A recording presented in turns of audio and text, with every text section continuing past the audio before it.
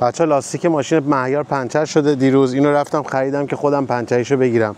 $37 شد و بخوای بدی بیرون خیلی گرونتر میشه. بیایید که با هم ببینیم چجوری پنچری بگیریم.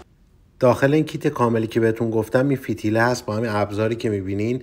اینو داخل اون سوراخ اون ابزار میذاری، روشو چسب میزنیم، بعد اون میخو در میارین و سریع با ابزار بعدی اونو تمیزش میکنید. داخل لاستیک فرو میکنید، چند بار میارید بیرون و میبرید داخل. قشنگ اون سوراخ یه ذره بازتر میشه و اینکه تمیز میشه. بعد بلا فاصله باید اگر که باد لاستیک کامل خالی نشده فیتیله رو بذارید داخل. با فشار خیلی یه ذره، این قسمت سختی که باید خیلی زور بزنین و اون فیتیله رو هول بدید داخل تا نصفه، بعد بکشید بیرون، خودش پاره میشه و اون فیتیله داخل میمونه. اضافهش هم که با تیغ ببرین و تمام. انقدر سریع انجام دادم که باد لاستیک دیگه خالی نشد.